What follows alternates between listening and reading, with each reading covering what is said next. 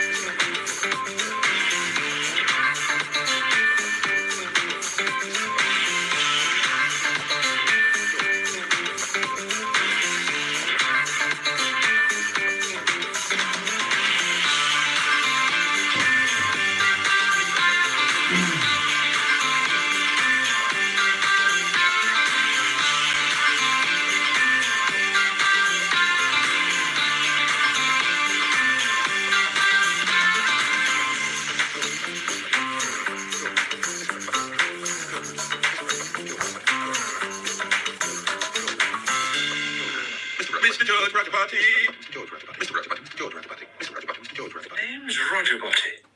Mr. George. Roger Boaty. Of course it is Roger Boaty.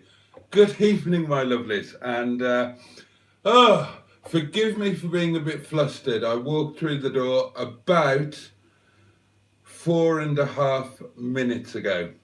And it's been an interesting evening. But I'm sure that we will get onto that. Now, somebody has immediately spotted that I did get one new emoji up. So there's 50, hang on, I need this, bloody hell.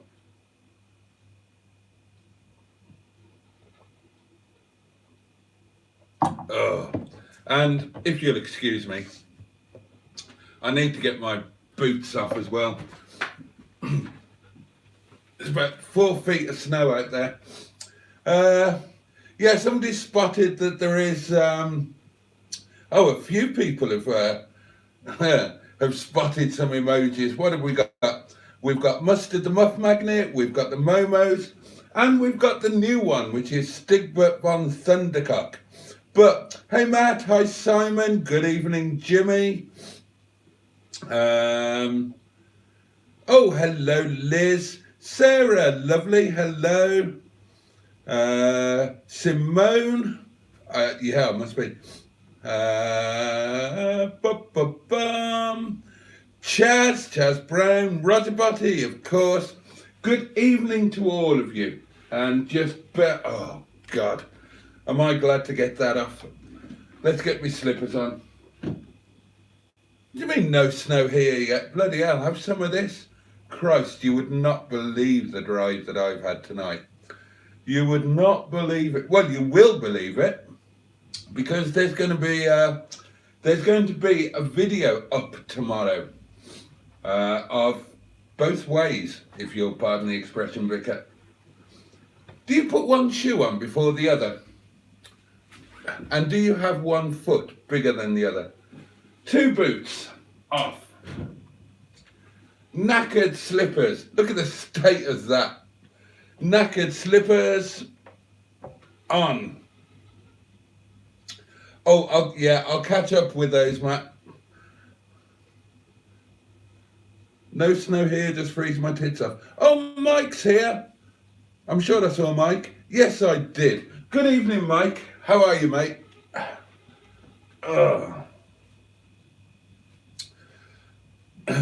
Yeah, I heard the snow's bad up your way, says Chaz Brown. That is a bit like, that's an understatement. A bit like Noah looking out of the ark and saying, might get a spot of rain. Yeah, the snow is bad up my way, Chaz. I'll tell you all about it in a moment. And as Simon says, snow watch. We have loads of snow and it's all frozen. I'm across near Goole, says Black Lion. Nothing, just the odd shower of snow. but it isn't lying on the ground. Is it Gould? Isn't that Holway? Isn't that near the coast? Or am I mixing it up with something else? Obviously, if you're nearer the coast, then you're much less likely to. Oh God! Right. Apparently, Mother Roger Boaty's putting a shift at the massage parlour tonight. It's if anybody wants to pay a visit to Mother Roger Boaty, it's what's it called? Well, it's opposite the restaurant, almost opposite the restaurant, just on the corner, next door to the Cock Inn pub. I can't believe it's actually called that, and I can't remember what it's called. I'll put the link to the website in the description, shall I? What's it called? No, I can't remember. But anyway, Roger Boaty's mum's been there tonight. Hopefully she's home now in the warm. Dinner info. Of course I want to know what you've been eating. I always want to know what you've been eating. Simon didn't wait to be asked. He's just told me and all of you that tonight was turkey fajitas. Fajitas. Oh. Bad Books, good evening. Stephen S. Paul, good evening. Oh, Spotty Boaty's with us. Good evening, Ivor Spotty Boaty. And how's things, mate? How are you all holding up? We are thinking about you, and you have been mentioned. No more snow in Newport today. It's all been sent up here. That's very kind of you, Sarah. Thank you. Simone, as most of us know, is in the southwest and hasn't seen proper snow since 1986. I wasn't born in 1986, Simone. I wasn't born until 1991. So, but I'm sure 1986 was wonderful. Oh dear, good God. I was right. Yeah, I'm about as north, says Black Lines, in North Lincolnshire as you can get. Right up on the edge of the Humber estuary. Mike had moussaka tonight. How very exotic. Simone hasn't eaten at all, didn't fancy anything. I'm amazed by these people who can just decide to skip a meal. I never don't fancy anything. Well, certainly not when it comes to food. Gosh, the idea of skipping a meal is an anathema to me. Which is, of course, why I'm fat. But also, food is just a pleasure. There's a question for you. Do you live to eat or eat to live? I definitely live to eat. Food is one of my guaranteed joys. Right, some more info on Mother Roger Boaty. It's the parlour in the daytime, but the local dogging spots in the evening. Got to keep the heating bills paid. Yeah, but you're rich, Roger Boaty. Why are you putting your poor old mum out on the game when you live in Roger Bottingham Manor and you've got more money than Croesus? Wingland had sleet and snow most of the day and lashing it down now. I'm as far... Oh, dear me. I remember the 1986 snow, says Black Lines. Our whole street was out having a huge snowball fight. Oh, not again, Matt. Bloody hell. Right. Matt, known and loved as _ And you can say it like that as well, Simon. Simon got Project MGTF, one of our community YouTube channels, had a little dig at me in his live stream because I kind of threw my toys out of the pram with tongue in cheek over people having the same ideas that I had that probably weren't my ideas to begin with. I think it was the Great Wiper debate that sparked all of that off.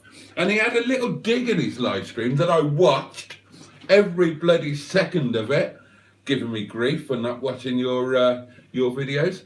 Yes, and he had a little dig saying he mustn't say _ because that's Boaty's thing, and Boaty doesn't like it when other people do the same thing as he does, obviously. Yeah.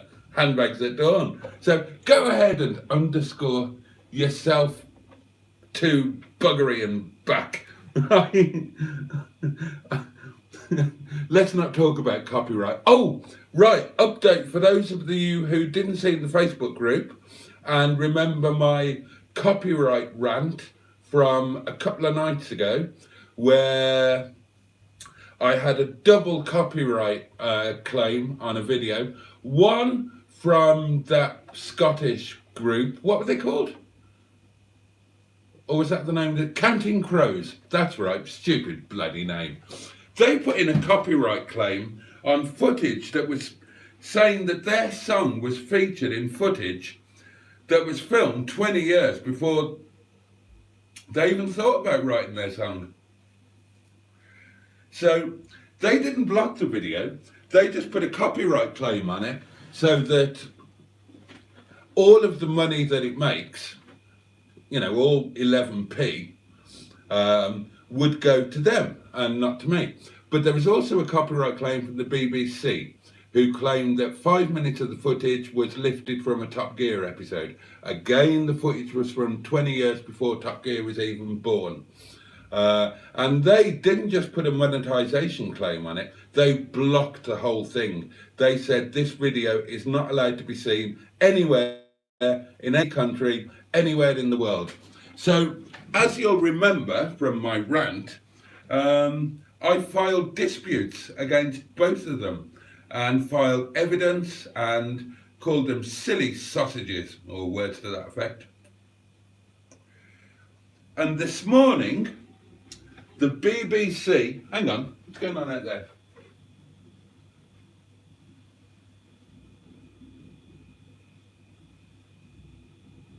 What the bloody hell?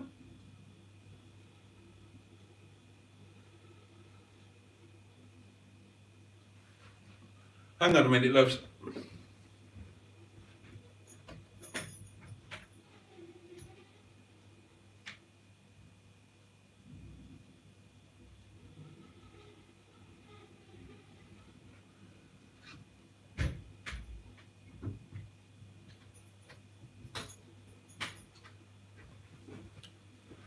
Looks like somebody's stuck on the lane. I just wanted to see if they needed help, and it looks like they do, so I'm staying here. What was I saying?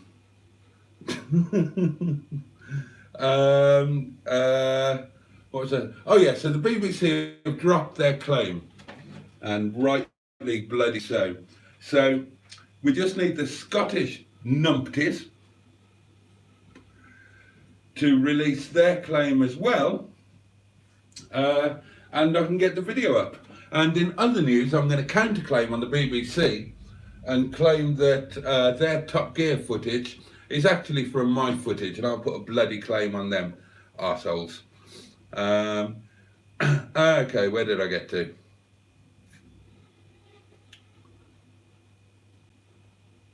Oh yeah, we were talking about Matt, weren't we? And once again, he's had bird's eye chicken and rice. I'll say eating to live, says Matt. And you're not kidding, bird's eye chicken and rice every night. Every night, that's what you've had, unless you made a pie, of course. I mean, there's nothing wrong with bird's eye chicken and rice. I mean, it would be a bit dry unless you had some salad with it, or some sort of sauce. I don't mind one of those frozen southern fried chicken things with a bit of make some savoury rice and a bit of salad with it. In fact, I'm having something very similar to that tomorrow, actually. I'm going to have some tandoori chicken. I'm going to make some sort of savoury rice, and I'm going to have it with a nicely dressed salad. And I'm quite looking forward to that. Sarah Parsons lives to eat, quite right. Jimmy Quinn has got tomorrow's meal planned, and it's sirloin steak, mushrooms, tomatoes and chips. Bloody hell. He's too rich for the likes of us. You've already had steak this week, Jimmy Quinn. God, imagine having that level of money where you can have steak more than once a week. Cool. It's once a month for me, if that.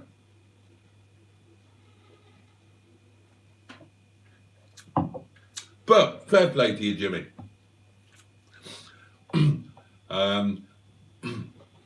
As we know, Jimmy turned OPWAP quite recently, and I'm sure he's worked hard all of his life, so he's bloody well entitled to enjoy himself now and spend a few bob. Ivor Spotty Botty is on a supermodel's diet, coffee and cigarettes. Well, I have a supermodel's breakfast. That's absolutely my breakfast. Oh, right, Simone, yeah, I worry about heating versus food. Well, yeah, I totally understand that, especially at the moment. As I mentioned last night, I'm utterly skint. I won't be buying food for a while, but I've got food in the cupboard and in the freezer, so I'm just going to be making do. I made do with lunch today, actually. What did I have? I had 2 beef burgers that had been lurking in the freezer for 13 or 14 years, with some potatoes that were lurking in the fridge, some new potatoes that I steamed and then kind of fried in some infused oil with some spice. And I had some fried onion and baked beans, because there was a tin of baked beans that had been in the cupboard for ever and a day. So I thought I might as well deploy them. And it was a big tin, so I only used some of them. So I'll show you. I wouldn't want you to think I was fibbing. So I've got this residue of baked beans, and the plan is, because I might have to skimp a bit on lunches, what with being poor, I have got a loaf of bread in the freezer. So I thought I would upgrade my morning slice of buttered toast. I only have 1 slice, but I thought I'd upgrade it and have a spoonful of beans on it. And that'll mean that I won't be so hungry at lunchtime.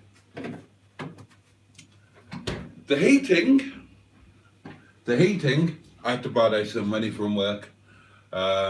I had to ask Boaty to lend me 20 quid and put it into my account so I could buy some heating. It's going to be -10 here tomorrow, and I just can't be letting the heating go off. I mean, I'd die. Yeah, Simone, I totally get the eating versus heating, but you know, eating is such a relatively small thing. I mean, I don't know how much your heating is, my lovely, but mine's a bloody fortune. So that actually eating something is, by comparison, a tiny cost, because I could easily knock up one of my street noodles or street soups or something of that nature for a 60, 70p. So, you know, just turn the thermostat down half a degree for an hour and that's your lunch paid for. So don't be going without food. Don't be going without food, especially in this cold weather. You need to fuel your body. I'll post you something. I eat too much, says Simon. Feel bad, eat. Bored, eat. So how are you thin? How are you thin? There's nothing of you, and you claim you eat too much. My God, I only have to walk past a chip shop and I'll put on a stone. Roger Boaty explains, Mummy signed the prenup. She can blame Daddy. Okay, so Mummy's skint, is she? Right. That would explain the extracurricular activities. God, they do say that the strangest things go on in the posh families, don't they? And there you are, Mother Roger Boaty spending a day and evening on the game, and then driving home to Roger Bottingham Mansions is quite amusing.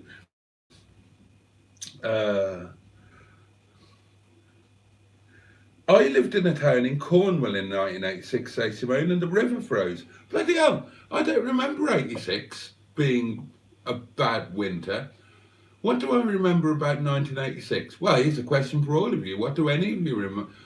what I remember about 86 most of all is Greg LeMond winning his first Tour de France.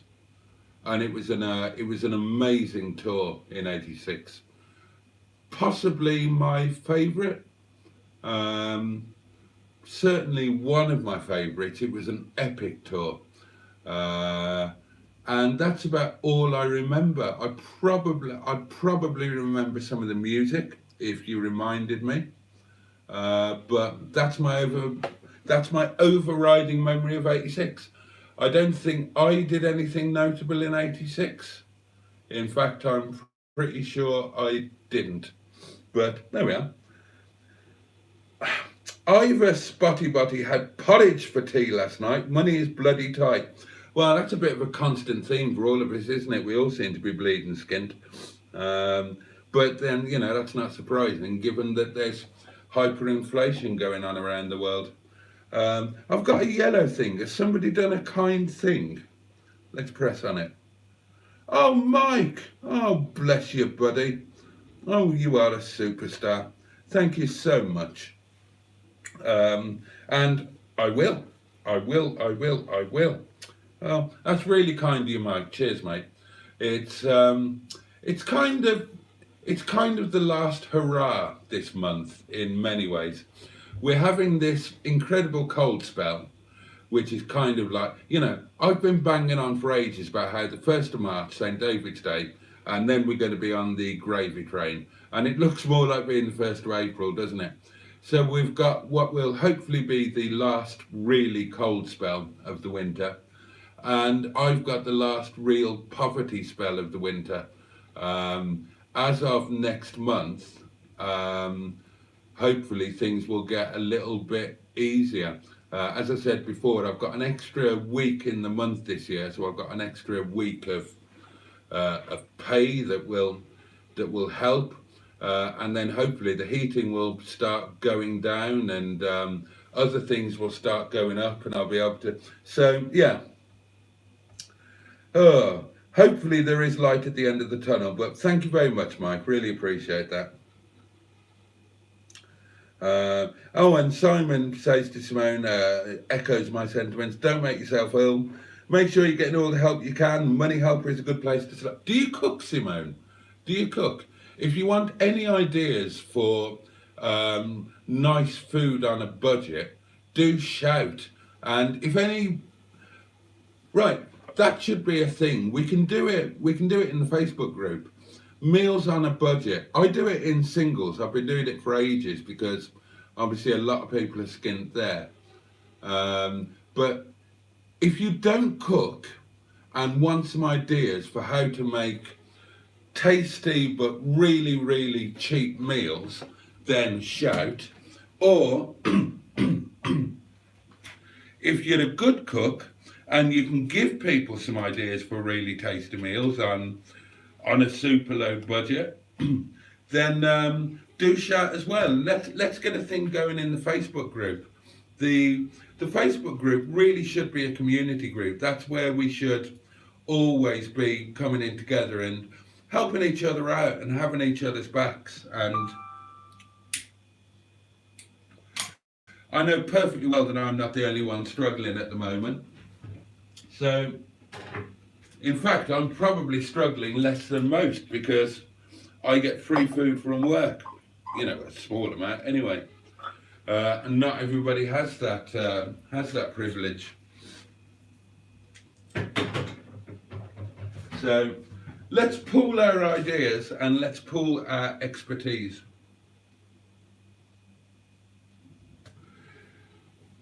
Oh, I haven't got around to telling you about today yet, but it was, today was the journey anyway. Where did I get to?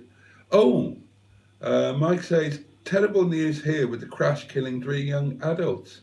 Where was that, Mike? Down Newport way? Oh yeah, Sarah agrees. So you two must live close to each other, Sarah and Mike. Liz says hello from the other me. Are you okay there? Need a calm down, Sherry? I need a calm down wine. It's I genuinely thought I wasn't going to get home tonight. I mentioned that last night Brian did a thing. He just died and then kind of kept going. And it happened twice on the way home, and then he properly died. It wasn't just, I don't know how to explain it. It's like he dies and it's like a total loss of everything. I mean, it must be, thinking about it, it must be an electrical issue. And everything just conks. The radio resets itself, it completely loses power. But it's just like that, and then it's back. And that happened twice. And then it happened a third time, and he properly died. And fortunately, there was a lay-by, and I had to coast into the lay-by, and I thought, fuck. I'm actually going to be stuck here for 5 hours without being able to run the engine, thinking, what the hell am I going to do? You know, waiting for breakdown service. And, you know, tonight, of all nights for that to happen, my heart sank. But I coasted to a stop. I stopped, I turned off, turned on again, started him, and he drove home without another flutter. So obviously I need to investigate that. I wasn't going to drive him tonight. That wasn't the plan. Because after it happened, even momentarily last night, I wasn't about to trust him tonight. So the idea was I was going to swap him with Shison. But of course, woke up to all of the snow, and the cars were properly snowed in down there. And Shison, I think, is in the middle of the other two. And I'd have had to have shifted them all about, and I thought, sod it. Brian's right outside in pole position. I'll take Brian. And, you know. So that happened. And then it wasn't too much of a problem coming home. I went the long way round the main roads. But then, and you'll see all of this in the video, when I got to the hill, coming up the hill out of Chesterfield, and the road conditions just got so bad, and I felt foul of the K series curse. You know how a 1.4K series, maybe you don't know. If you don't know, I'm telling you. If you do know, you'll know. A 1.4K series has got no torque, right? No torque at all. You've really got to stir the revs to get the car to go anywhere, which is fun. It's, you know, it's a fun characteristic. It makes the car fun to drive. But when you're trying to drive up a hill with no traction, what you need is torque, because you need to be in the highest gear possible. And he's got no torque. So I'm dropping it down a cog, and I'm just losing traction again, and I just can't.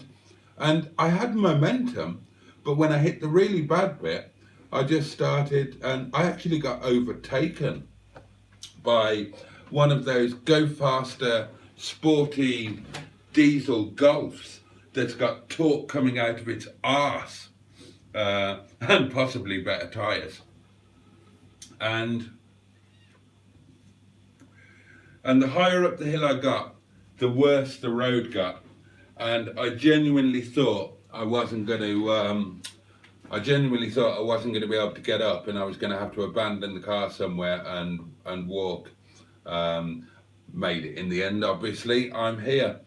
And the drive to work, now going to work, I've got to be honest, I did this partly for the video, but partly, I hate going to work the long way round the main roads, because they're all busy, it's rush hour, it takes forever, and it's just a nightmare. I don't mind coming home that way because the roads are empty, and I always come home that way in winter when the roads are likely to be dodgy, but I can't bear going to work that way, and things have got to be really bad for me to go to work that way. I will always do the stupid thing and risk going over the tops. And of course, today, for the first time in weather as bad as this, and it's daylight now when I'm driving to work, I had the chance to make a video, didn't I? So I went over the tops, and well, you'll see from the video, judge for yourself. It was, you know, it was okay. There were very, very few cars. I didn't get anywhere near being really stuck. I mean, it was properly dodgy, but it was also very beautiful. And I allowed plenty of time to get there, and it was fine. Driving home, I expected to be entirely uneventful. Turned out not to be, but hey ho, we're here now, we're in the warm, it's all good. I hope you guys are all okay. I still have to watch the copyright vid, say Spotty Botty. Well, that's the point, you can't watch it, it's been blocked. The block has been lifted now, so I could put it up now, but there'd be no monetization on it, and all the money would go to this Scottish pop group. Because they say that their song is on there. There's no music on there at all. No music on there at all. So it's absolute nonsense. So it's not going up until the copyright stuff is sorted. It might only be 13p, but I'm buggered if I'm sending it off to these Scottish guys. Oh, apparently the crash was just around the corner from Mike. I passed there 2 times. Oh, Spotty Botty's off, or he was off. Smoko's over. Thanks for popping in, Ivor. I don't know what that means. No, I don't know what that means either. I haven't left the roof down on my car.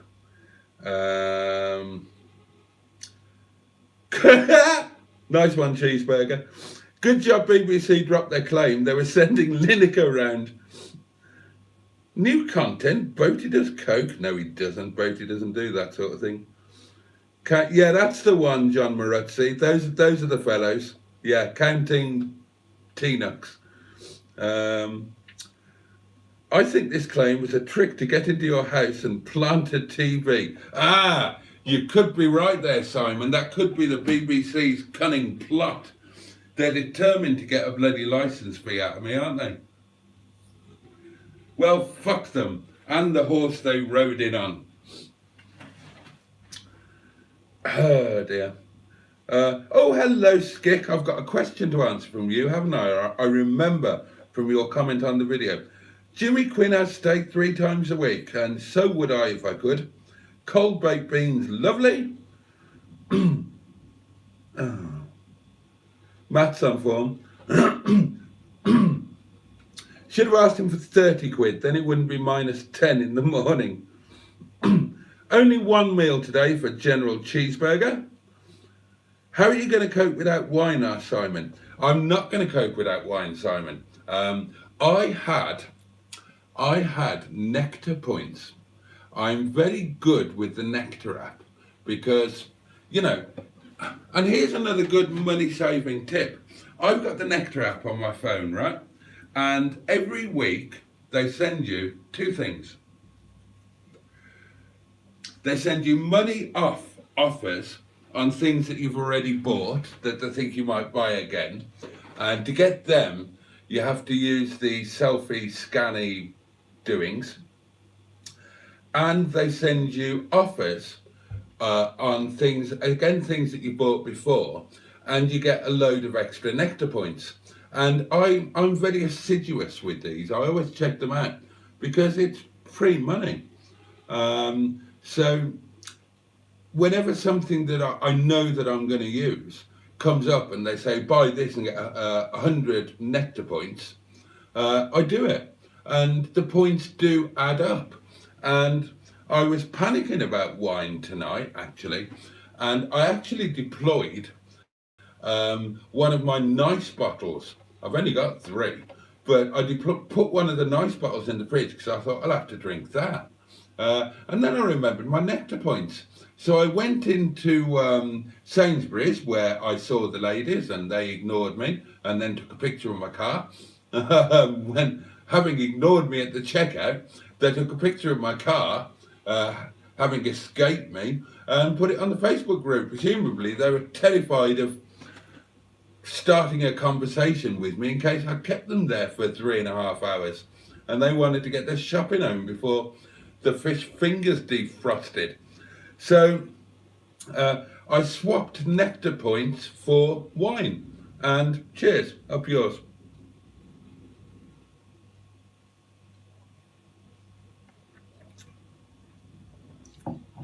Oh, well done, Simone. Simone's going to have some cheese and crackers, and that's a lovely supper, well, without the cheese. I went through a phase where my late night supper was crackers with butter, crisps and pickled onions. Those donations, says Black Lions. This is an interesting question. How much of it goes to YouTube, and how long does it take for them to become available to the channel owner? He's talking about the super chats and the super thanks and so on. And that's a very good question. Okay. So, whenever anybody is kind enough to send one of those donation thingies in whatever form, super thanks, super chat, super sticker, they've all got the word super in them. YouTube take 40%. It's a 60-40 split. 40% of it goes direct to YouTube, 60% goes to the channel owner.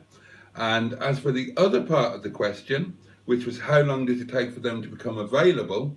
Well, that depends on when they are donated, but it's certainly not immediately. YouTube, or to be more precise, Google AdSense, pays out once a month, as long as you have reached their minimum payment threshold, which in the UK is £60. So, and that goes from calendar month to calendar month. So to take the to take Mike's as an example, who very kindly sent me that super thing,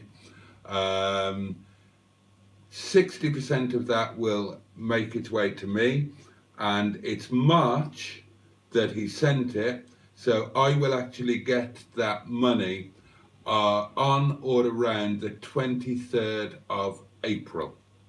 So it's far from an immediate thing, which is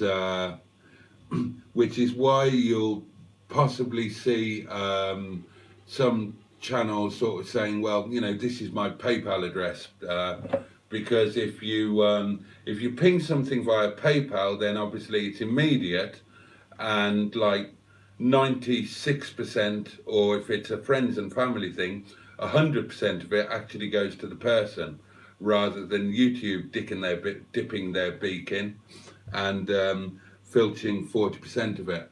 But again, you know, YouTube, we don't pay to either have channels or to watch channels, or you don't have to pay anyway. And they've obviously got to make money, so they provide the infrastructure for these things to happen, and they take what is unarguably a pretty hefty commission. But, you know, they make it easy for people to do it. And if Hubnut, for example, said, look, don't send the super things, just go onto a separate website or go onto your PayPal app and do it via PayPal instead, so I get more of it. It's just a faff, and people won't bother doing it at all.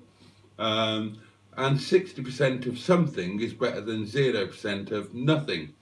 And it means that when it eventually does come, then you've got a nice little lump, and you can buy a couple of tyres or something like that.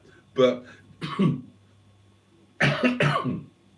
but that's a good question, and happy to answer that.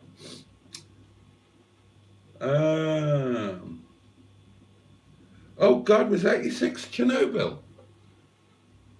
Oh, blimey, Chasbran. I obviously didn't remember that, and I wouldn't have equated Chernobyl with 1986. I really wouldn't. Gosh. I was obviously, I mean, in '86, I was just in a world of cycling and nothing else existed. And the only thing I would have known about winter was how hard it was to go out and train in it. But then I was so driven at the time that it wouldn't have made any difference. Actually, '86 might have been the winter when I had a couple of crashes when I was training when I shouldn't have been, because the roads were just too bad. But I couldn't swear to that. A work colleague only eats sausages, chips and baked beans, says Bad Books. Even has that for Christmas dinner. He breaks wind for England. Well, I mean, if push came to shove, you could live on sausage, chips and baked beans, couldn't you? I mean, it's kind of a transport calf guilty treat, isn't it? Like sausage, egg and chips. And I mean, I don't know if these people exist anymore, but there certainly used to be a whole strata of people who did live on food like that day in, day out. My first girlfriend's parents were like that. They had every meal at home, sitting in front of the telly with their plate on newspaper on their laps, and that was what they'd eat. It was chips with everything, and sausage and beans, or burger and egg, and that was perfectly normal. Cheese and crackers is a bon idea. It is indeed. Crack open the birthday wine. That'll save you buying a bottle. Well, I'll probably have to. I'll probably have to do that on Saturday or Sunday. We'll see how it goes. Meals on a Budget, says Chaz Brown. Yeah, good idea. I'd watch that, Boaty. Well, Chaz, we should do some more of it, but if you have a look on a playlist on my channel called Boaty in the Kitchen, you'll find 2 videos there of me cooking a meal that cost less than £1 and is bloody, as you could pay 30 or 40 quid in a restaurant and not have a meal as good as that, he said, blowing his own trumpet. But I need to do more of those. And we all should do it as well, because the food that I like to eat and cook might not be what you want to eat. So no matter how cheap it is, you might not want to eat it. Whereas if we all do something, there'll be something for everyone.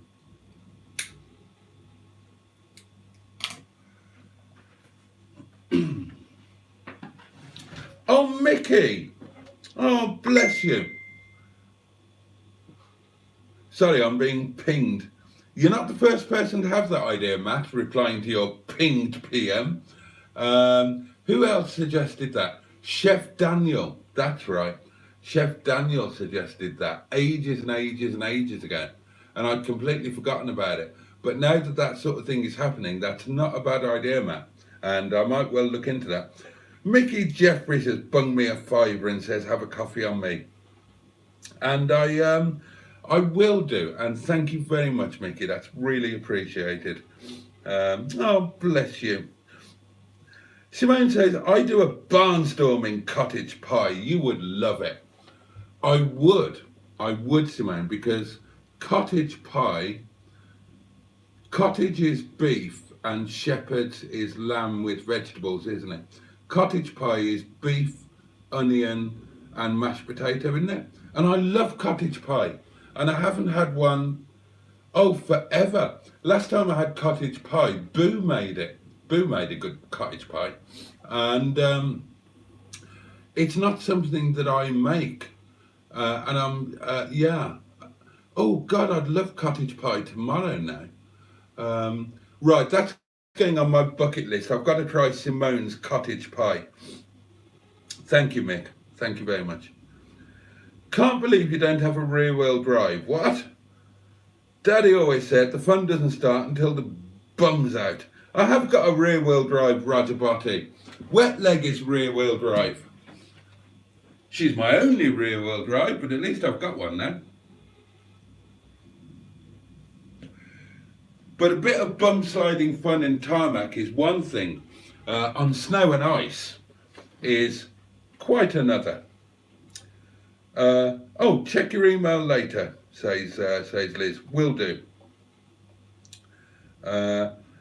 Oh, and Sarah's chatting with, I'm Newport, you're Cardiff, aren't you, Mike? I think he's Newport as well.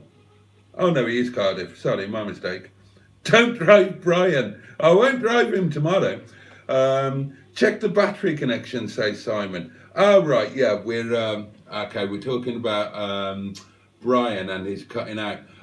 Yeah, the battery connection is the first thing that I'll check. But if you remember, if any of you watch a channel called Project Nigel, then you'll remember that I bought Brian off Mustard. And the reason that Mustard got Brian in the first place was because he wouldn't drive at all. He was completely dead. And Mustard went and picked him up on transit face. And it was one of those fixes that is like the easiest fix in the world. And all it was a dodgy earth strap or a dodgy earth connection. And Mustard created a new connection. So my thought is, has the new connection that Mustard created kind of run its course? Is there now a problem with it? So I'll check the battery connections first, then I'll check the earth connection, if I can find it, and see if that's all good. And if both of those fail, I'll call the AA. Oh, I knew Mike was in Newport. He doesn't live there, but his garage is there. Make sure you put blankets and stuff in your car, says Black Lines, just in case. And maybe some bottles of water. And wine, adds Matt. I was a little bit sensible tonight. I did put a big coat and a hat and gloves in the car, just in case. So I wasn't totally unprepared. But that's bloody good advice when you're driving anywhere really in temperatures like these. You don't think about it, you just assume the car's going to be fine. But it does make sense to have some emergency stuff in there. When it's just me, I'm not as careful as I probably should be. When I had the wife and kids, believe me, I had everything in the cars. Absolutely everything, because I'd never have forgiven myself if anything happened and, you know, the kids were too cold or too hungry or whatever. The temps are no joke at the minute, absolutely not, and tomorrow's going to be crazy. Let's have a look. It said tomorrow is going to be -7 where the restaurant is, and that's normally 5 degrees warmer than here. Let's have a look what my little app is saying. Oh, fucking hell. All right, that's going to be fun. You won't see this. You can't see phones, can you? It's saying tonight, heavy snow and moderate breeze, but not too cold, kind of around 0. Tomorrow, -9. Christ, -9. Sodding hell. And then Saturday 1, Sunday 6, Monday 3, oh, but 10 in the daytime. So, yeah, it looks like tomorrow, I'm just whizzing on over the next weeks. Well, it's not going to be warming up particularly anytime soon, but tomorrow's going to be the scary cold day or cold night. -9. Sodding hell. Oh, that's kind of serious, isn't it?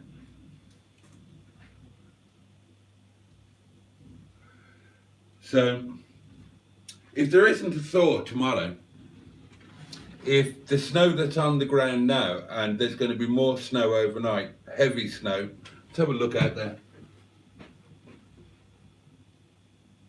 Yeah, that's heavy snow. If that freezes in like -9 temperatures, then tomorrow night,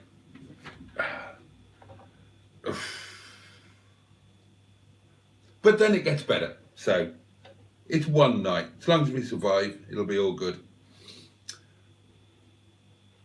Put sheep in your car. I took the wife's car out today, says General Cheeseburger. I wasn't taking my rear-wheel drive out in it. Don't blame you.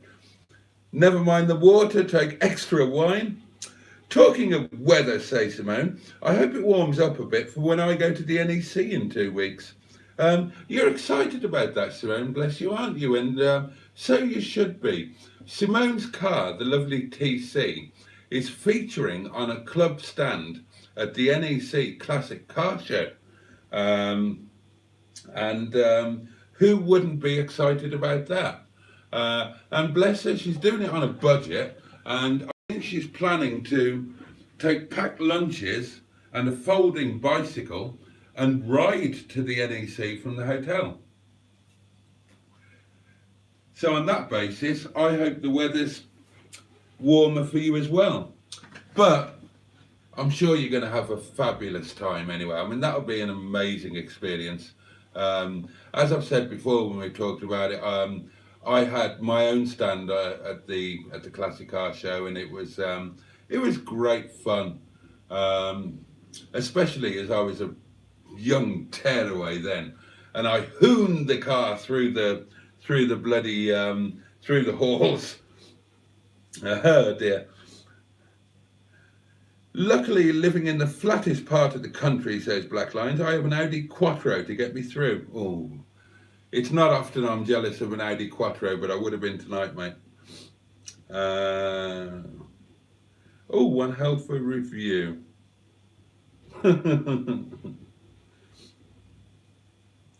Oh, a diesel Quattro. Oh, hello. Pingu Concord is with us and says, good evening, Boaty. Well, good evening to you, sir.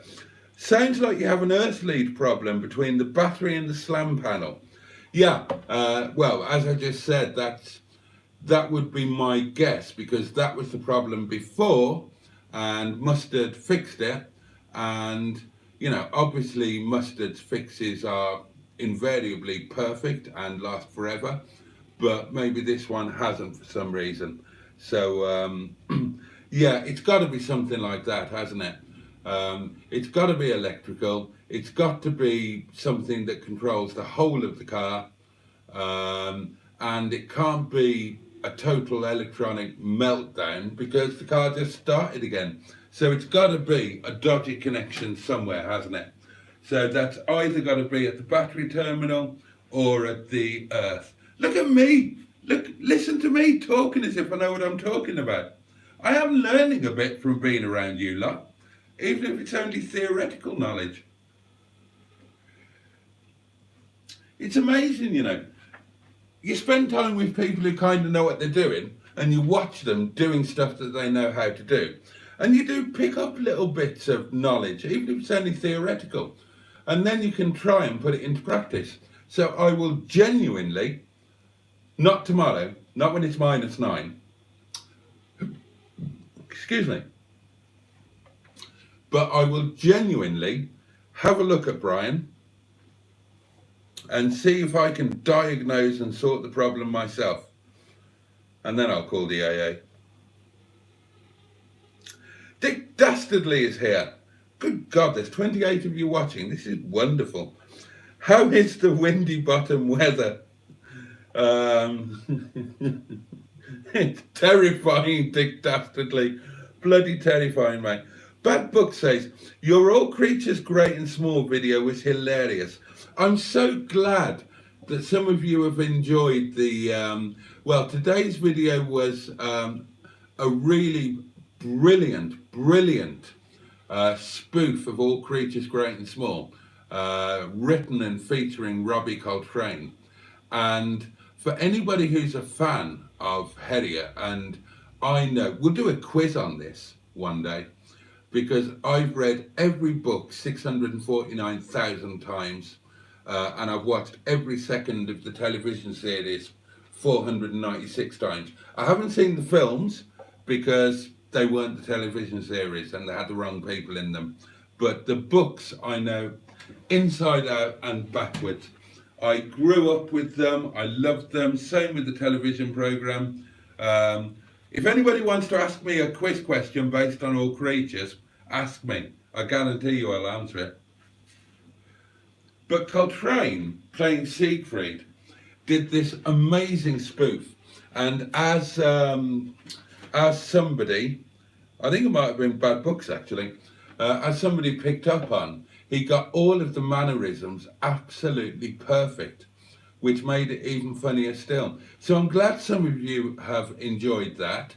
And I'm glad that you enjoyed yesterday's, which was The Silent Stiffy of Stanmore, an Edgar Dustcarton Scotland Yard story. There's some bits that I had knocking about, and they amused me, and I just thought I'd start putting some bits up that might amuse you as well. And I'm not doing them instead of the so-called proper videos. I'm putting them out at 13 minutes past 1, so that you know, if you want to have a look at them and they give you a giggle like they do me, then I'm genuinely delighted. Car Crazy Norwegian, who is just the loveliest person, and you should look at his videos. He was kind enough to say, when I put The Silent Stiffy of Stanmore up, that he'd had a really, really pants day. And watching that video properly cheered him up. And I love that. I love that. That's why I'm putting them up there. They don't get many views. They're only getting like 60 or 70 views. But that's not the point. I'm putting them up there so that I've got them for my reference. And because I genuinely hope that you and I, we must somehow share the same sort of humour. Otherwise you wouldn't listen to me or watch me if you didn't share my humour to some degree. So I always think that the things that I enjoy or that make me laugh might make you laugh as well. And you might not have been aware that they were on YouTube, or you might not have been aware that they existed. So I put them out there. And if you like them, brilliant. I'm genuinely pleased. And if you don't like them, then just don't watch the 13 minutes past 1 video. Wait for the 19 minutes past 19 video. Or avoid, if you don't like either of them, just avoid them all. But stay subscribed, because I need those numbers. I want to catch mustard up before Christmas. Now, where did I get to? Oh, yes, that's right. Still waiting for a Tunnocks tea cakes video, says Matt. I have deployed the tea cakes.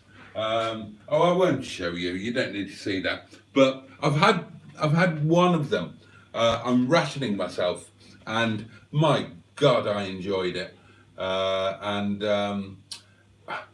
I was supposed to take them to the caravan, but I haven't. Maybe I'll pop them in a video tomorrow, but I have started on them, Matt, and it was every bit as good as I remember. Good idea to try and get Furious Driving's Hippo. Good content and useful car to have. I did promise myself tonight, Simon, that I'm not going to go through another winter without a 4x4. Now, in an ideal world, it would be something like Matt's, because there'd be the, you know, I'd pick up some bits from having a Furious Driving car. I genuinely enjoy his channel, and I'd love to meet the guy. Mustard says he's just lovely, absolutely lovely. And so that would be the perfect answer, but notwithstanding that, then at some point this year, I need to do something with the fleet so that one of them turns into a 4x4. Even if it is only for 7 or 10 days of the year. When you're living here, it's just daft not to have one, you know, because you never know when you're going to get a really, really bad spell, and I can't afford to be stuck here, and I haven't really got a capable car. You know, I can drive, and I can I'm certainly know how to drive in conditions like this. But if you get really, really bad snow, and the drifts that you get around here, sometimes ability goes out of the window and it just comes down to something like ground clearance, you know? So just the fact that the 4x4 has got more ground clearance and more suitable tyres, but I must have a 4x4 for next year. And given that I've gone down this MG Rover route, then a Freelander would be the obvious thing. So yeah, remind me, I need to make that happen this year. As the loyalty scheme is fairly new and very good, says Cheeseburger. But yeah, there isn't an Asda near here, anywhere near here. I don't know where the nearest one is. Sheffield, I think. So not an option for me. I get nectar points on petrol and diesel fill-ups, says Simone. As indeed do I. Obviously, Sainsbury's is the supermarket that's local to the restaurant, and that's where I get my fuel, and I use a fair bit of it. So yeah, I get nectar points there too.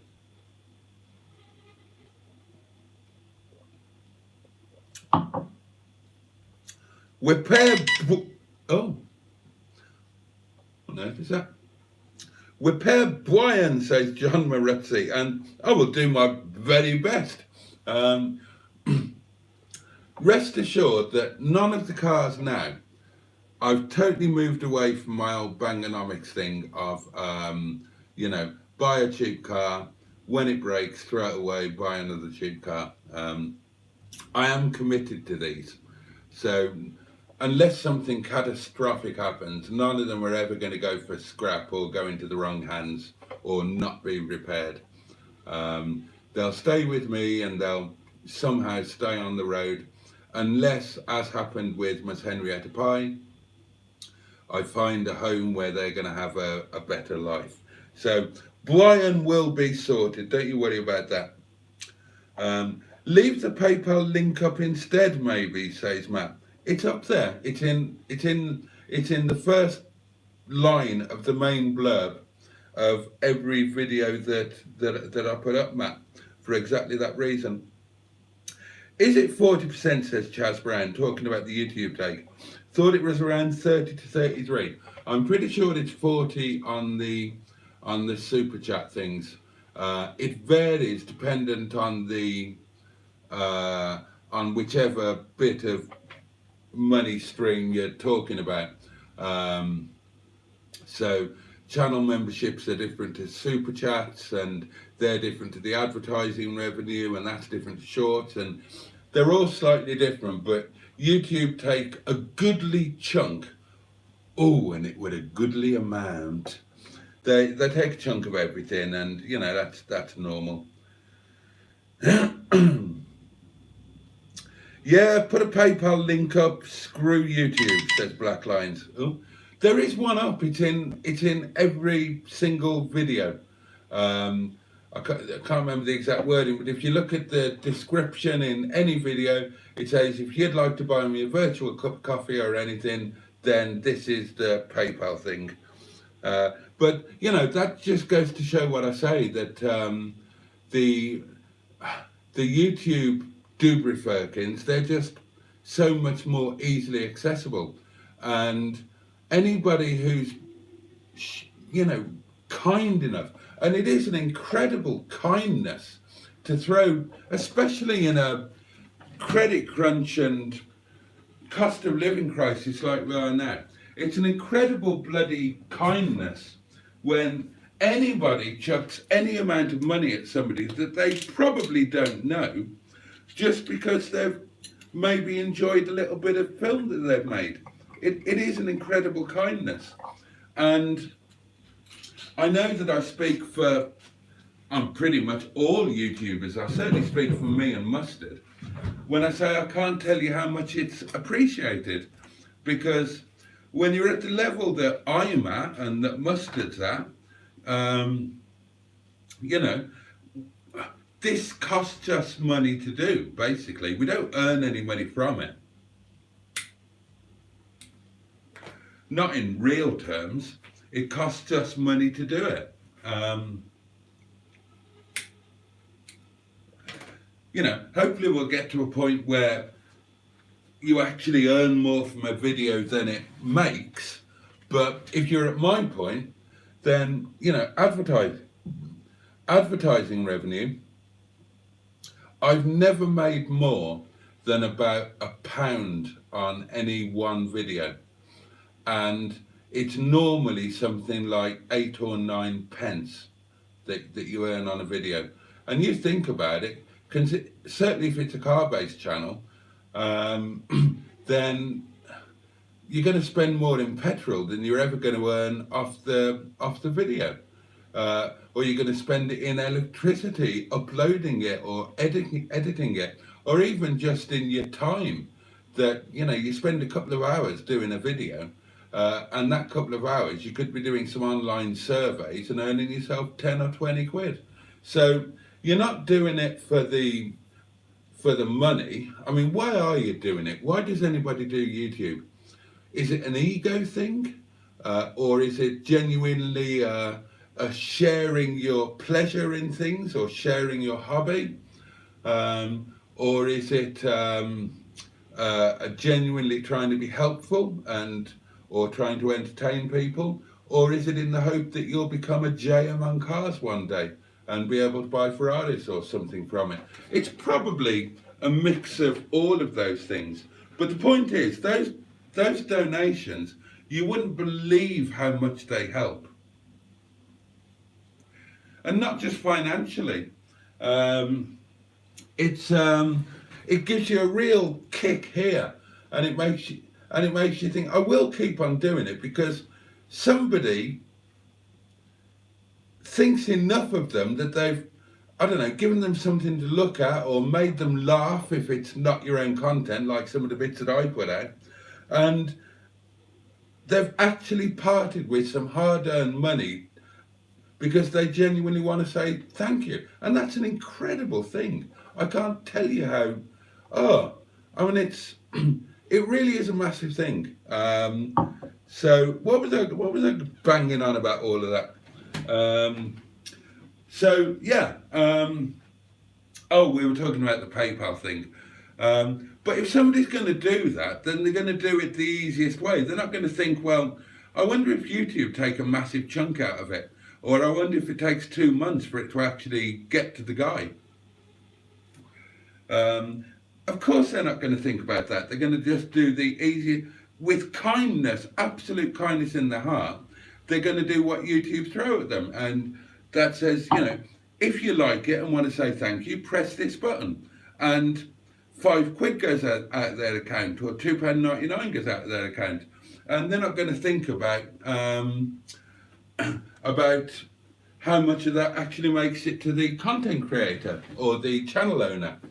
And none of us are going to come on and say, look, don't send it via YouTube, send it to me directly so YouTube don't get a cut, because that's going to make you sound like the most ungrateful arsehole in the history of the world ever. It really is.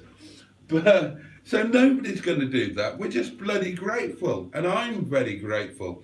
The PayPal link is there if anybody really wants to find it, but I'm not going to shove it in people's faces.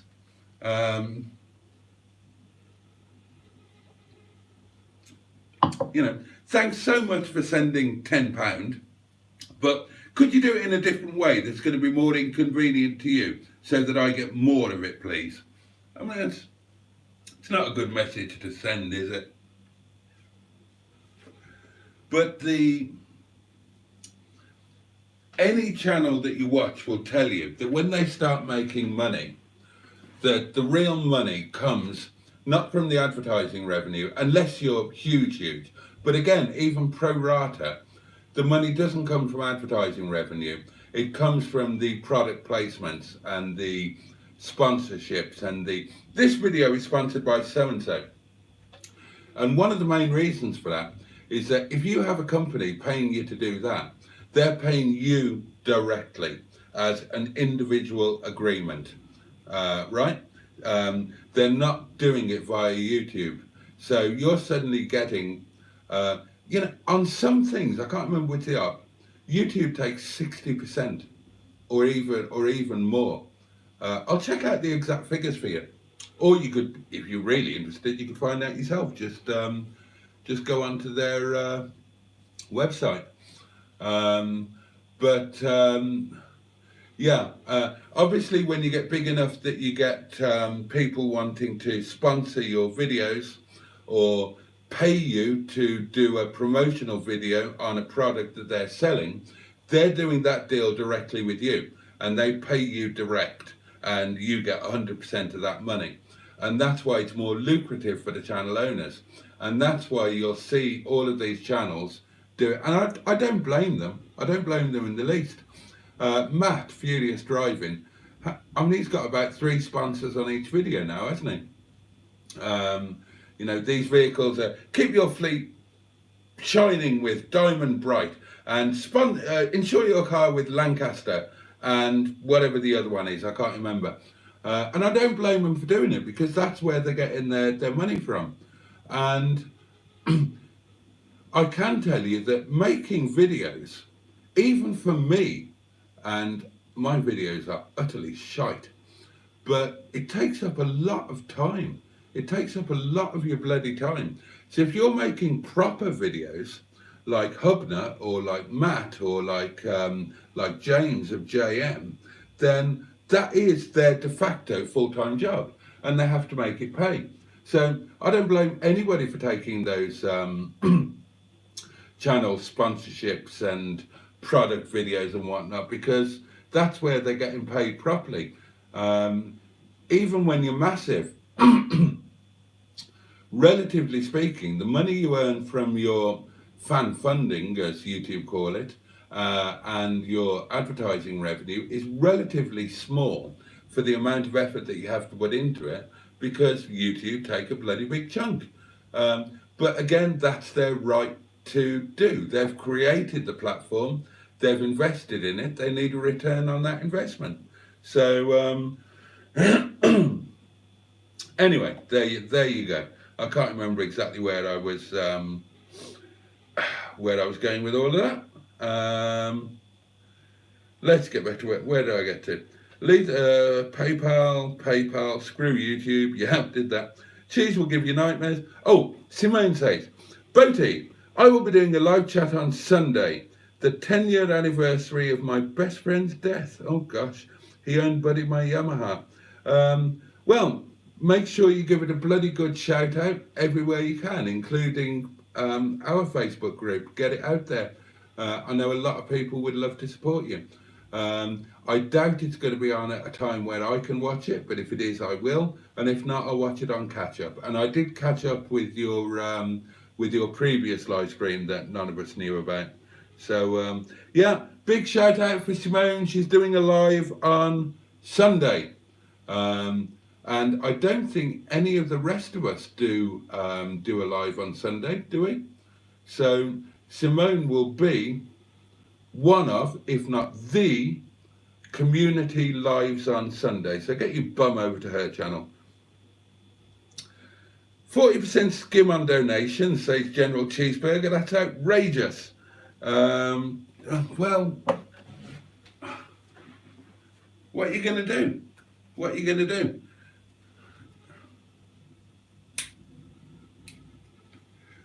They created the platform and they need that return on that investment. If you don't want to pay their commissions, then you can build your own YouTube platform.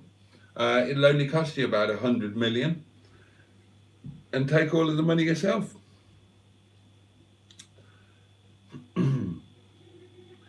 Dipping the, oh right. Oh, interesting, Mike. Well, it's all a rip-off. Take delivery user Eats, Uber Eats and so on. They would take 32% of my order when I had my Greek restaurant, all a rip-off. Yeah, again, they set up they set up a platform and they take a big chunk. So I don't use Uber Eats. We use Just Eat, and they are taking 23%. 23% at the moment. But again, they've built a massive platform. They've built that familiarity, and people use Just Eat. And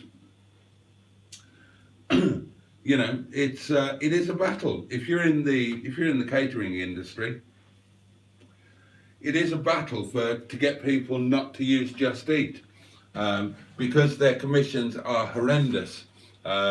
We also use Food Hub, Mike, and they take a hefty whack as well. Now the trick is in an ideal world, your business model is you get your customer the first time by getting them to, by them finding you via Just Eat or Uber Eat or whatever the hell it is. But then you never want them to order via them again. You want them to order directly with you via your own website or via the telephone calling the restaurant. So you put a little flyer in with their Just Eat takeaway, and you say, next time order direct at www.whatever your website is and save 15%. Or if you've got really good drivers, then and if it's a good size order, you send the driver, when the driver hands the order over, they'll say, oh, by the way, if you order it direct with us next time, either via our website or ring in the restaurant, we'll give you a bottle of beer, or we'll give you a free main course, or we'll give you a free starter. Anything to stop them ordering on these apps that cost a bloody fortune. 28 in the chat.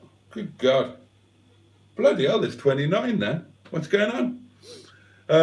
Yes, 1986, says Chas Brown. I remember that year. They claimed on the news that the radiation dust cloud went over Wales and the Midlands. Can't see any two-headed cats around, so hopefully we're okay. God, yeah, was that 86? Bloody hell. I'll look out for your kitchen video, says Chas Brown. Cheers. I'm way behind on these comments, aren't I? Apologies, incoming ping. That was about an hour ago now. Question marks from Skick. I will answer your question. I want to catch up with these. Are you tempted to sell a car to give yourself some wiggle room for now? Asks Simon. Depending on what happens next week, yes, I will be. If what I'm hoping happens next week happens, I might not need to. But yeah, it's always on the cards. But then that would depend on there being the right home for a car to go to. And as I've said, if anybody is interested in one of my cars and can convince me that the car will be going to a better home than me, I'll sell the car anyway. As I did with you. So they're all kind of available for sale. I wouldn't sell a car to anybody just to get the money in at this point in the year. Start of the winter maybe, but how long have I got to survive? Realistically, if I can get through this month, if I can get through to the end of this month, I should be okay throughout the summer then. I should be. And I should be okay until the bills start really kicking in when we get into next winter. And, you know, who knows what will be happening by then. Maybe I'll have lots of lovely companies sponsoring my videos for lots and lots of money. Well, it wouldn't need to be lots and lots of bloody money, would it? Realistically, if I could pull in 100 quid a week somehow through having this YouTube channel, I'd be all right. You know, it's I don't need massive amounts of money. I'm not that far below. A relatively small increase in income would make all of the difference for me. It's just that it's kind of a binary thing, you know. When you're that near the line, it doesn't matter if you're £5 over your overdraft limit or £105 over, you still can't buy any gas. You know what I mean? So, and if you haven't got that £5, It doesn't matter whether it's £5 you haven't got or 5,000 quid you haven't got. You haven't got it. So the amount kind of doesn't matter. Anyway, where did I get to? How is cottage pie a pie when it has no pastry? Asks Liz. And Matt replies, same reason it's called cottage but contains no cottages. Frozen wine coming out soon. Did I check the wine? Oh, bloody hell. Talk about multitasking. Let's check the wine. Totally not frozen. Totally not frozen. Let's have a little gulp, shall we? Oh, lovely.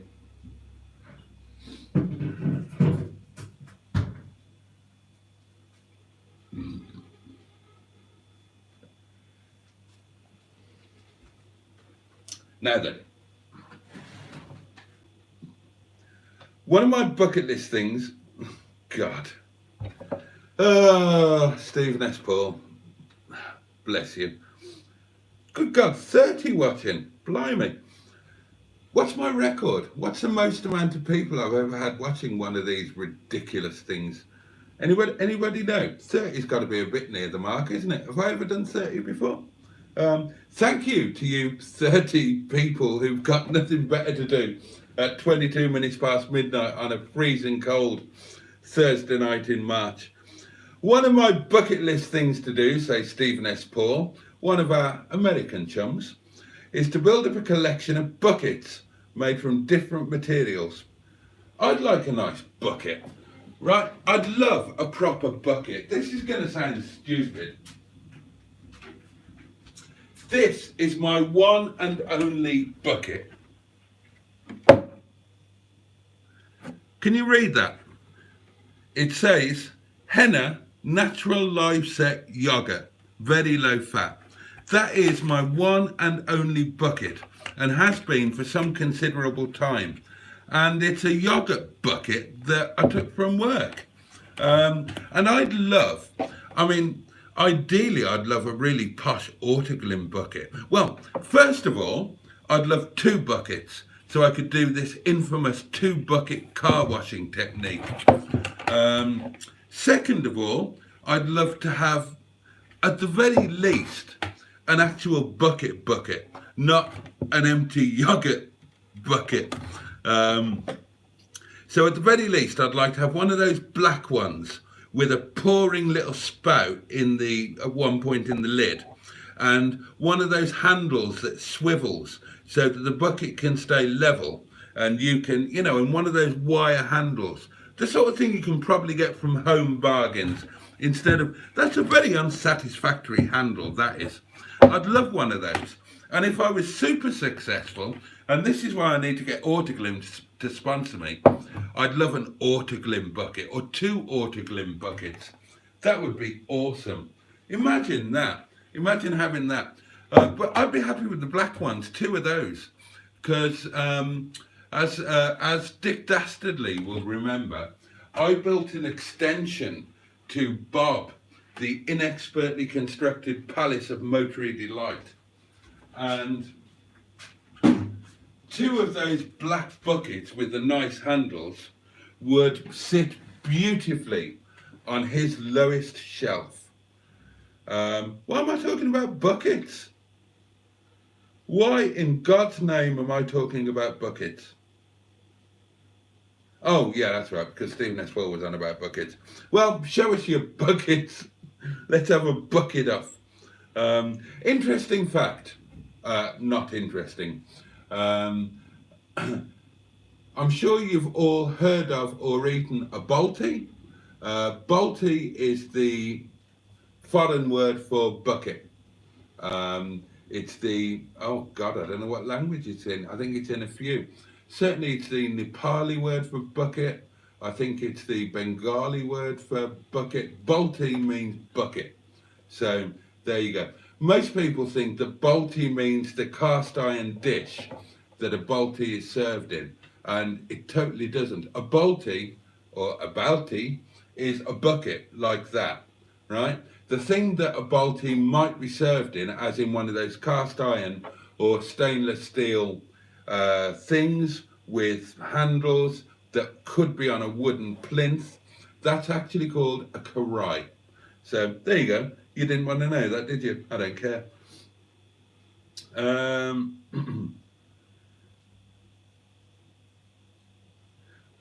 How many people came to the restaurant tonight, asks Sarah Parsons. Good question, because you said that nobody would turn up, so I shouldn't bother going. We had about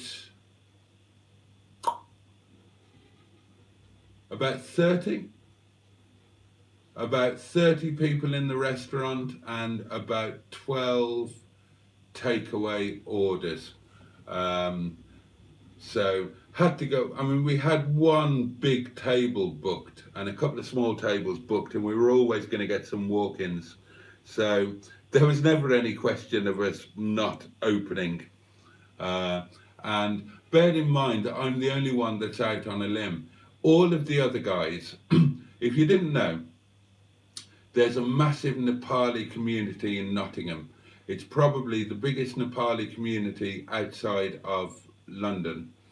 And for them, it's nice and easy to get to because they just whiz from Nottingham onto the M1, up the M1, through Codner, and they're there. And it's all motorway and main roads, not a problem. It's only me that's coming from the arse end of nowhere.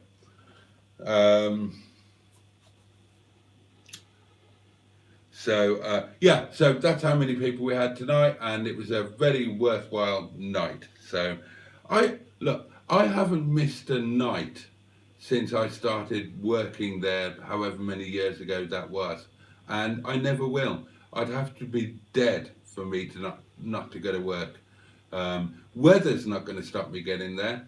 No bad health has ever stopped me getting there, and please God and touch wood. Neither will it do so. I've got the same. I'm Welsh. I'm a South Walian, and I've got the same mindset that those guys have got. You don't think about how bad the weather is, or you don't think about how you feel, or you don't think about whether you'd rather be on holiday. You go to work. That's what you do.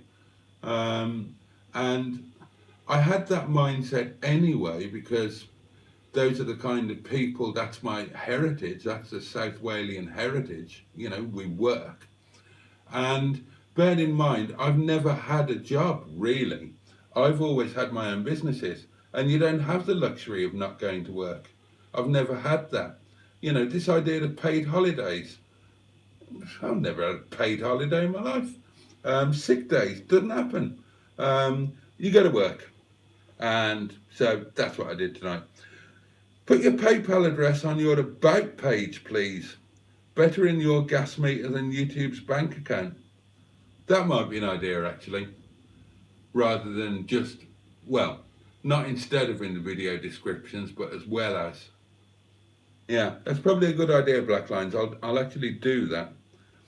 Apparently it's expected to be a hotter summer than last year, says Simone. Well, that's global warming, isn't it? We're supposed to be getting that every year. I hope not. I'm way too fat, says Black Lines. 40 degrees was horrible. Also, my village is surrounded by cornfields. It kept going on fire. It's difficult to think. It's only relatively few months ago, isn't it, that we were baking in that incredible heat. But I'd take that over this -9. I'd take that any day. Bloody hell, I lived in Cyprus. 40 degrees was just a normal summer day. Quite a mild one, actually.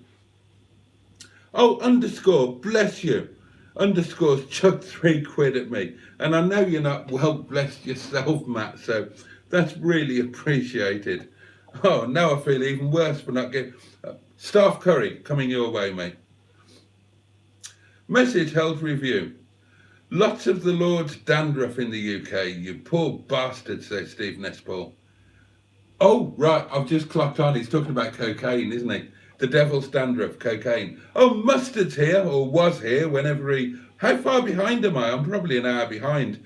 Let's try and catch up. Have you penciled in a date for the first meetup yet? No. I'm kind of thinking first Sunday in April. Mustard's thinking about end of the month for a Project Nigel. I'm a bit more remote than Mustard. I was thinking about this month, just cracking one off, if you'll forgive the expression. I don't know, you tell me. It's you lot that I want to come. You tell me when you want it. Do you give a shit about the weather? Do you want it to be a week on Sunday? Or do you want to wait until the first week in April? You tell me, you decide. Or at least you factor into it. It's not my decision, I'm not God. I mean, I want to crack on with them, but when it's -9 outside, it doesn't kind of feel like meaty up weather.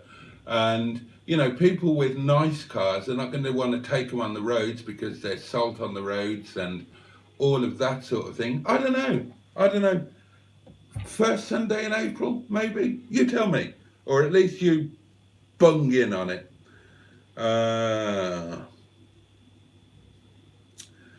Oh, now we're all saying hello to Mustard. Oh dear. Oh dear. He's frozen it, hasn't he? He has. He's frozen a fucking wine. I haven't. The wine isn't frozen. Stop shouting at me. Look. Totally unfrozen wine. It's good as gold. I'm enjoying tonight. I was only going to do an hour. We've done an hour and a half and we're still going. I haven't even caught up with the comments. I'm not going to tell you about tonight's journeys. You can just watch the video tomorrow. Tomorrow's videos. Here's a heads up for all of you wonderfully loyal people. And I do love you all. I probably don't tell you enough. And I know that you say, oh, have a rest, don't worry about a live stream. I love being with you. This means the world to me. It's made such a difference in my life. And I'm so much happier because you lot are all there. And I love you dearly. I just thought I'd say that. I'd like to tickle you until you cried. I haven't frozen the wine. Oh, well. Buy a Streetwise, says Matt. It looks like it's a 4x4, and with the right attitude, it goes like 1.2. They are a little bit higher, aren't they? Actually,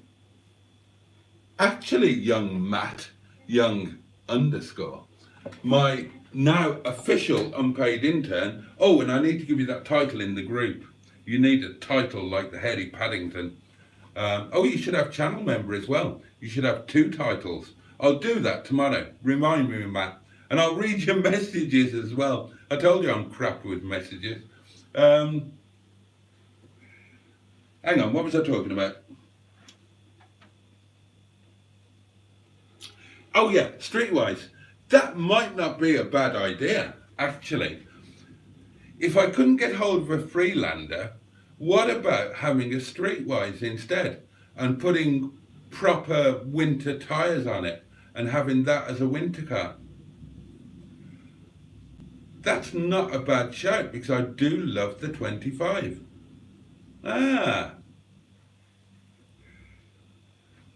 That could be a jolly good Freelander alternative. Well done, Matt. I rely on you for all of the best ideas. Has everyone made a community channel playlist on their channels? Asked Simon. Well, answer the man, have you? You can't have... I haven't. It's on the list. I've got a big long list of things to do. I'm really sorry I haven't done it yet. I will. I will. But in my defence, I have put the community channel post and pinned it to the top in the Facebook group. So I've kind of done my bit. So you can't shout at me. You can't have Matt's hippo, says General Cheeseburger. He rejected your friend request. Mates with the infidel.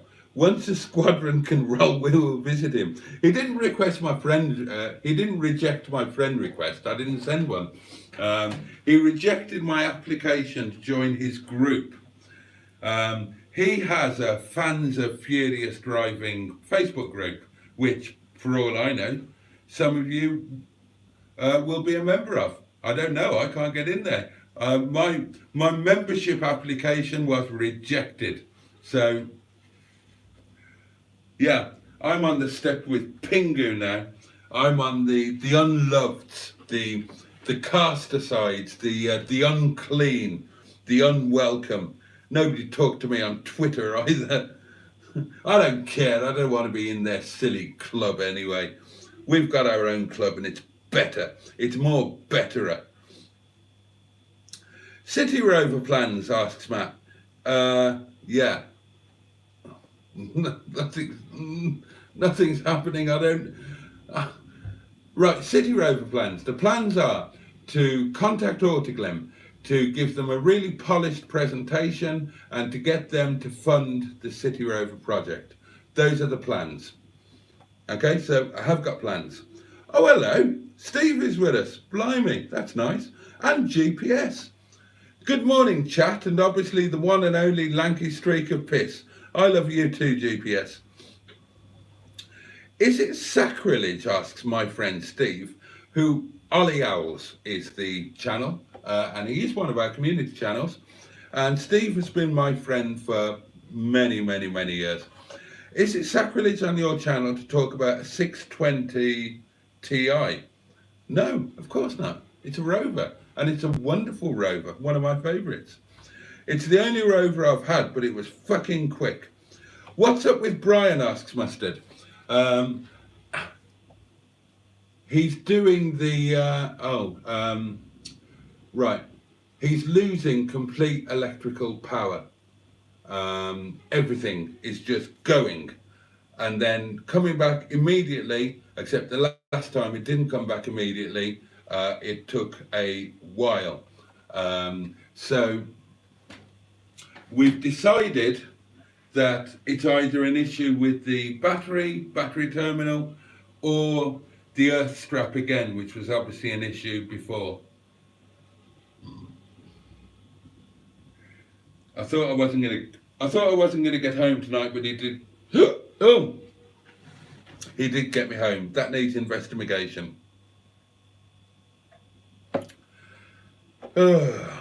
Has he been waffling on too much because he's well behind with the chat? Yes.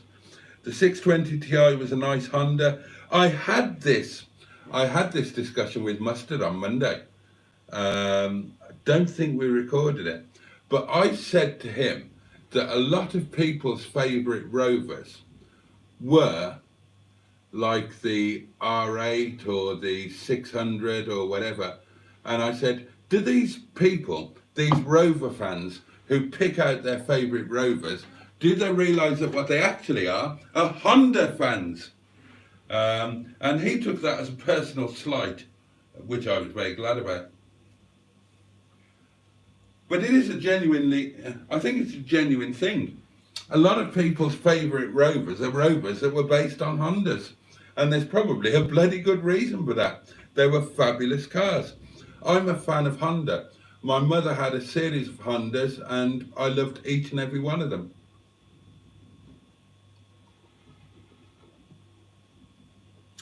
And I discovered Mustard had a Honda. He had a Honda Legend.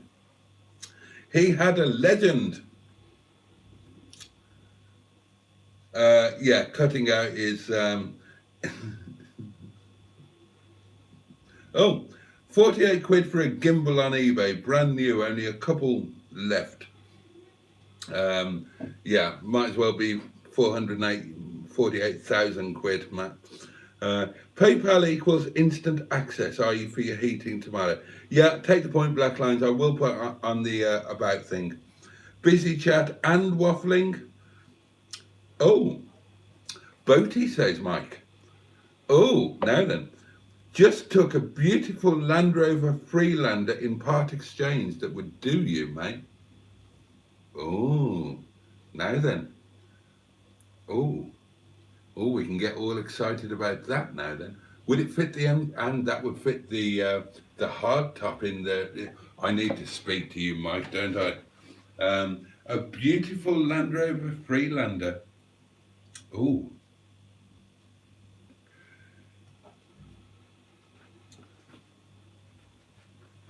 See, this is where it starts to get exciting.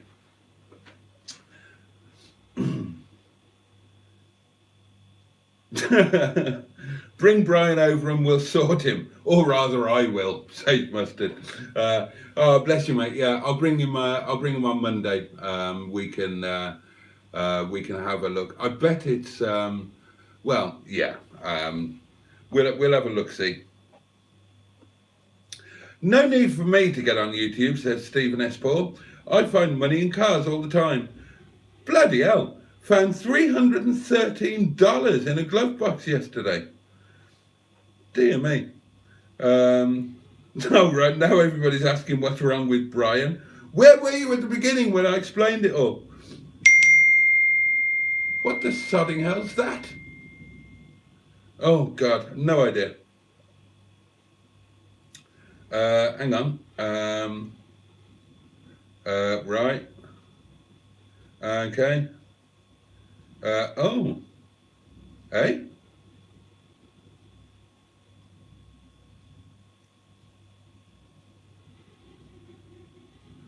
Oh, hang on, I'm getting caught up in people's conversations here. Hold on.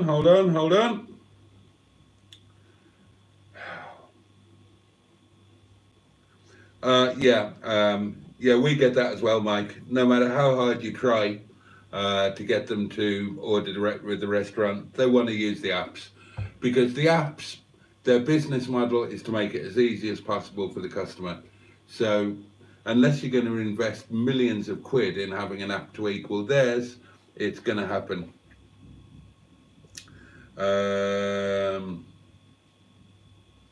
Oh, right, we're talking about Simone is planning to stream at 3 p.m. on Sunday.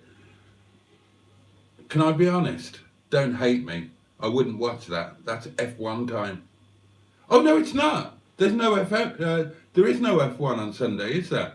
It's a week on Sunday. Okay, wait, if you stream at 3 p.m., I will be there. I will watch it. Oh, Pingu, bless you, trying to buy the other half of Wetleg. I love her too much. She would be... Oh, was it? Oh, okay. Right, thank you, Captain. No, Wetleg would be like the last of the list. The last to go would be Shison, and I love Wetleg. I absolutely love Wetleg. I'm head over heels. So, oh, I feel bad, Pingu, but no, Wetleg would be the absolute last. No, well, next to last. Shison would be the absolute last. But that doesn't mean that you can't enjoy your half. You can, when we meet up, we can have fun, or you can have her for a few weeks or so on. But no, I couldn't flog Wetty. She's she's incredibly special to me. Hang on, where do we get?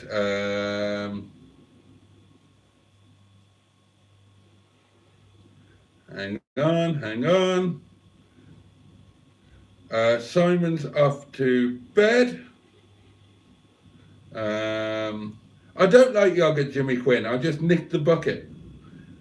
Oh, do you not have a mop bucket, asked Simone? Good point. I do have a mop bucket, and I forgot about it.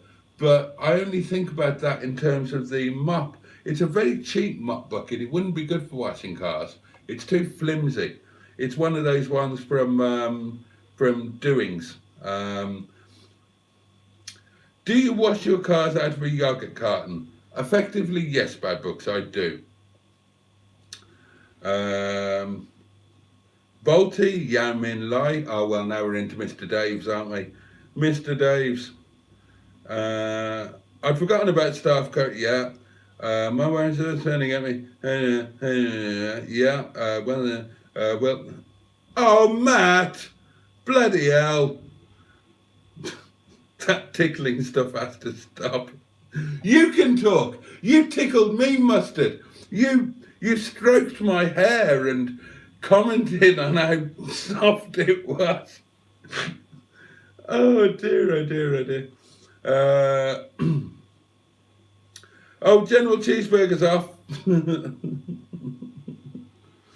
Oh, Matt's got an idea on the autoglim. You did, Simone, and bless you. Thank you very much. Maybe a bad earth. Sounds like a bad earth. Get some snow chains.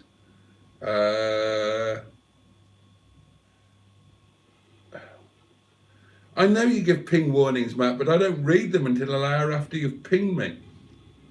Oh, Mike has just WhatsApped me pictures of the Freelander. I'm going to look at those. I'm not sorry. So I know this isn't great broadcasting, but I want to see pictures of the Freelander.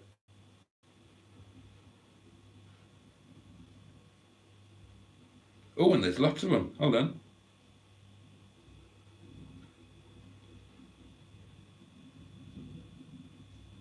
Right, hold the phone, guys. Cancel everything.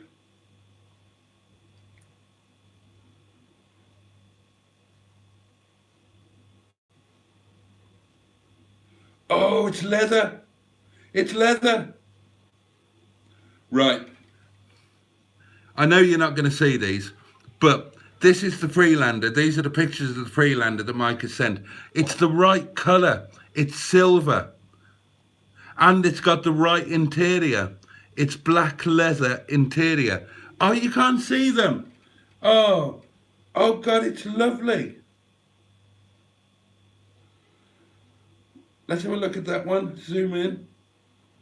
It's an 05 plate TD4. Let's have a look at the interior pic.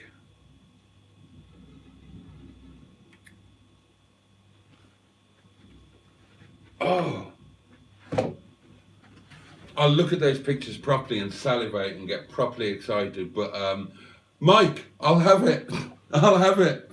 I don't know how I'll have it, but I'll have it. Don't sell it. Don't let anybody else have it. I'll have it. I'll have it. Me. I've got cars. I might have money in a week or two. Yes, I want that car. Oh, it's lovely. It's gorgeous. It looks super clean. Oh my God. Oh, I'm not going to sleep now. Oh, it is really, really nice. Oh, that's going to be expensive though, isn't it?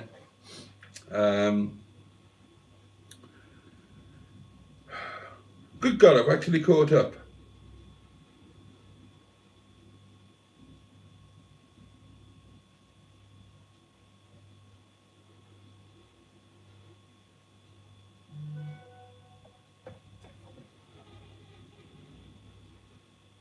Oh, bless you, Mike.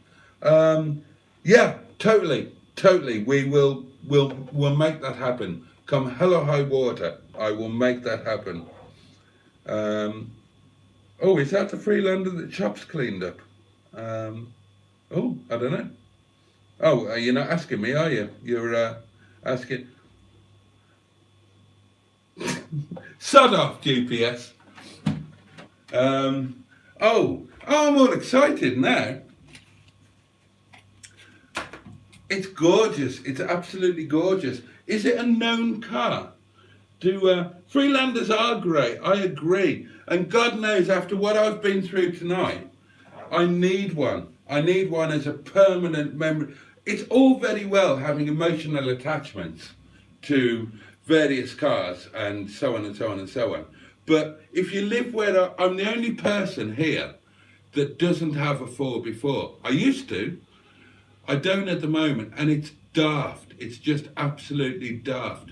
I've got away with it for 2 winters, but there's no guarantee that I'm going to get away with it for another one. I need one, and it's stupid having other cars on the fleet and not having a 4x4. And that looks beautiful, and it's coming from I'd love to have that from Mike. That would be another. I'm all excited now. Ah. And you can't see the pictures. Definitely another collection video. That'll be a hell of a collection video. I was talking about wanting to go home, and when I was going to go home, it was always the plan. I was telling Mustard that the first time I get to go home this year, I'm going to go and see Mike. I really want to meet the guy. We've spoken on the phone, and we've just got so much in common, and we totally sing off the same hymn sheet. I'd like to try his food as well, actually. I love Greek food. And I'd like him to try some of mine, because he would appreciate it. Not that the rest of anybody else wouldn't. That would be the best video ever. If I got to go home to South Wales and met Mike and came back in a Freelander, that would be the best video ever. I'd sell 3 of the cars to make that happen. Actually, I genuinely would. It looks beautiful, Mike. Oh.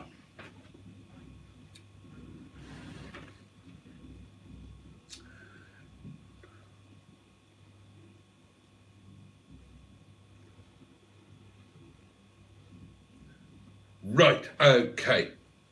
Okay. Skick, I didn't, we'll talk about your thing. Skick asked me a question in a comment on a video, and he was watching a documentary that talked about trauma and PTSD, and was asking about them. PTSD is post-traumatic stress disorder, which is a medicalized term for being a bit fucked up after something truly awful has occurred to you or around you, or you've witnessed it, or you've been part of it, and it's fucked you up a bit. It's one of those it's one of those medicalized terms that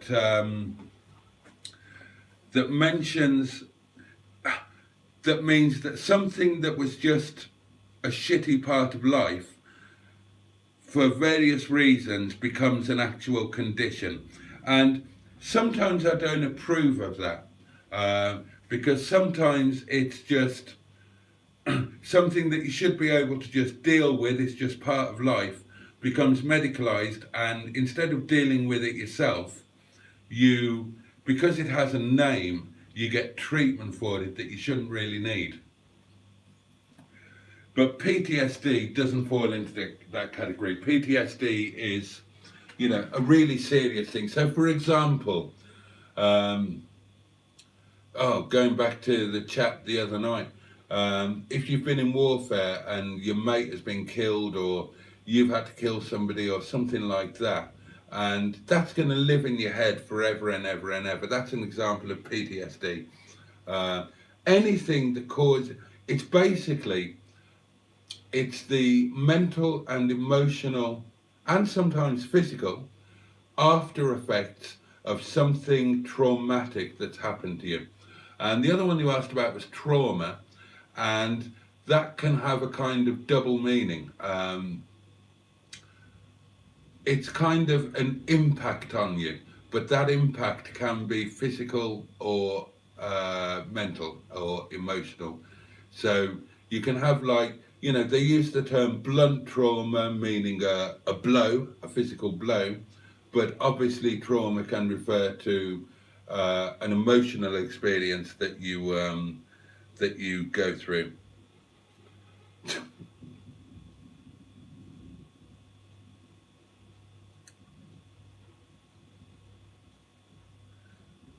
Oh, Mustard, if you came with me, seriously now, Captain, are you still watching? I would love to share that trip with you. I'd love to take you on a certain route, make a video about it, but you're my best friend. I'd like to show you the places that mean the most to me, the places that represent my history and my childhood and my family. And I would enjoy the trip down to see Mike 1,000 times more if we did it together. So yeah, I would absolutely love to do that, mate. That would be just the most well, that would make a really, really epic thing into the most epic thing ever. Um, that would be amazing. So we'll talk about PTSD and trauma and all of that sort of thing in another live. It's coming up to 1 o'clock, my loves. I've gone on for far longer than you should have had to put up with. Is anybody still watching? Good God, 21 of you. Exactly, GPS. Some of your videos have had a mental impact on me. And we'll catch up on POL. What day is it? Oh, it's Thursday, isn't it? Yeah, I'm still traumatized by the drive home, but no, I'm too excited about this Freelander. God, isn't it ridiculous that excitement you get over a potential new car? I need to find out all about it. I think I've got the registration plate in there, so I can Google it and I can get the exact spec and some of the history and all of that, and I can start getting properly excited about it. I'd love a Freelander. And it's the right colour. And it's the black leather interior. It's perfect.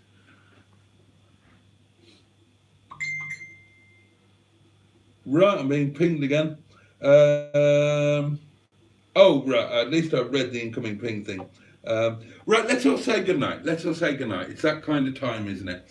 There's loads of exciting stuff going on. It's Thursday, so... Mustard, are you doing your live tomorrow? Hopefully, great dogging vehicle for you. Full service history, 128k. Brilliant. It's diesel, isn't it? I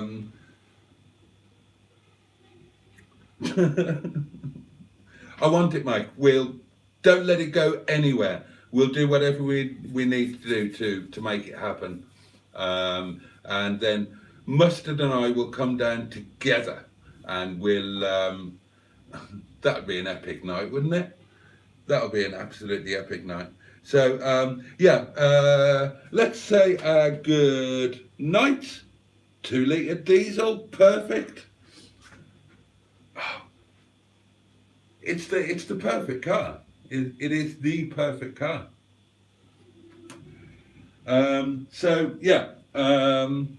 Oh, Chef Daniel, I didn't even know you were there. I mentioned you earlier on, mate. Talking about wine. Oh, and before I forget,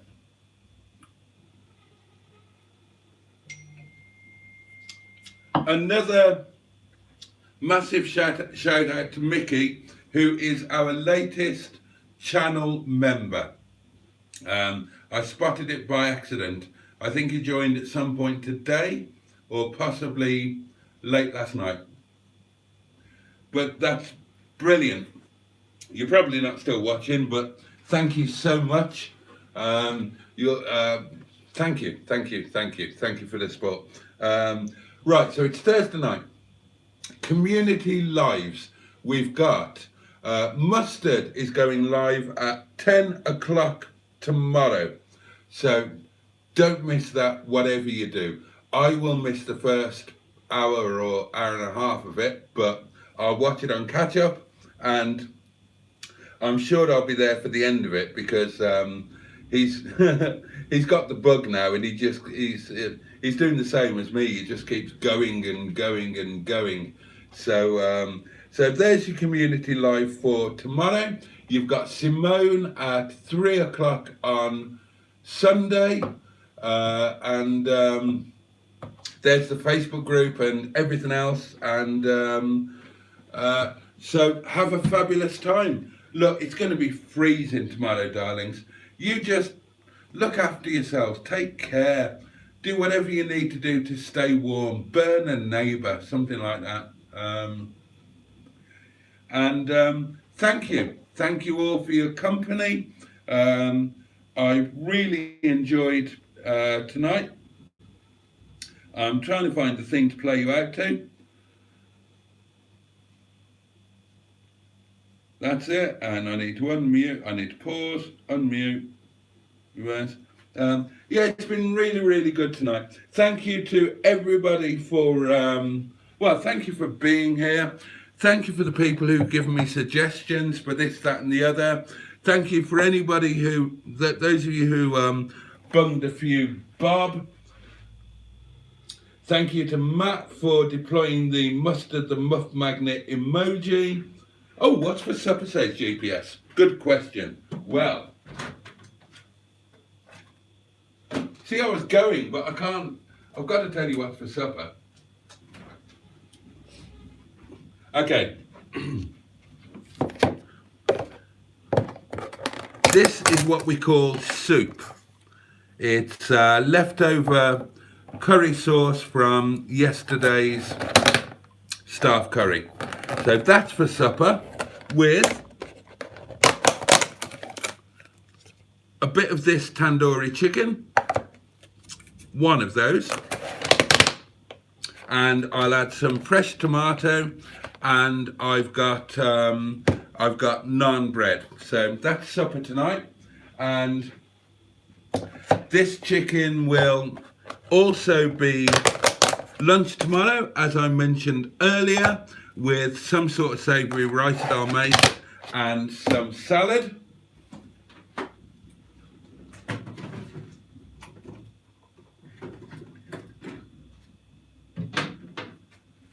Some nice fresh garden salad that I took from work. Cucumber, radish, red onion, lettuce, some fresh tomato I'll add that I've got in there, and my own homemade Gozitan vinaigrette, which makes all the difference. And then the last of that chicken will be tomorrow night's supper. Yeah, there's tonight's tomato.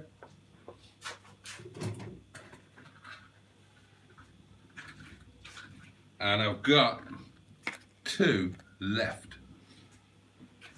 That'll be lunch tomorrow and tomorrow night's supper. So yeah, the rest of the chicken, well actually, not all of the rest of the chicken, but a bit more of the chicken will be deployed for tomorrow night's supper with the staff curry. As I've told you, the staff curry, I don't take the chicken because it's boned, and if you don't eat with your hands, as all of my colleagues do, it makes it a bit fiddly. So I add my own chicken to it with some fresh tomato. And there'll probably be, that chicken I did that fresh tonight. So that will easily last until Saturday night. So that'll do Saturday night supper as well.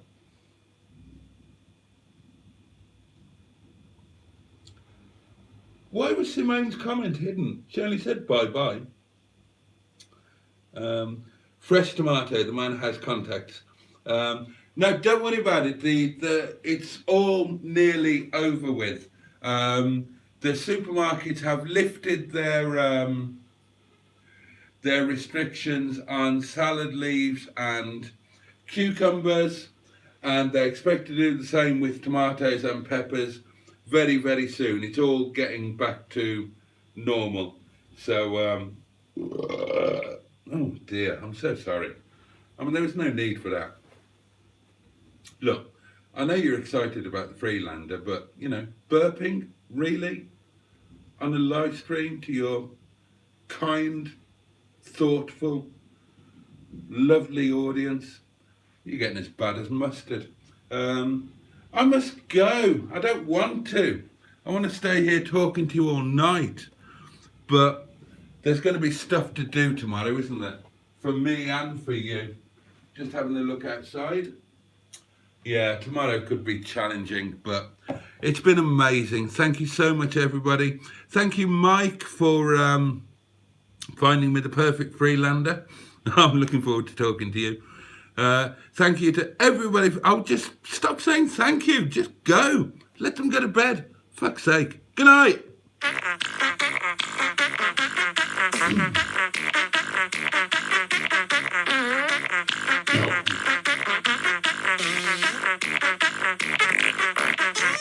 Oh, wine.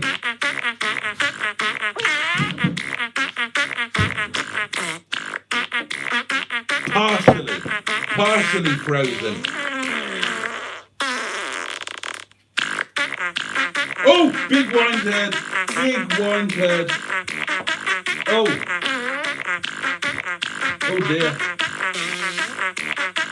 Oh.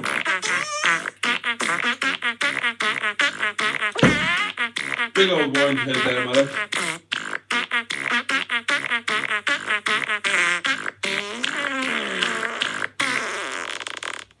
You lot are fucking amazing and I couldn't love you anymore.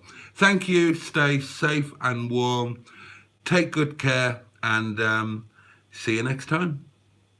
See you on Mustard's doings tomorrow. 10 o'clock tomorrow, don't forget, don't miss out. Project Nigel and then 3 p.m. on Sunday for Simone's and that's Hooked on Classics. And there's no F1 so you're not missing anything.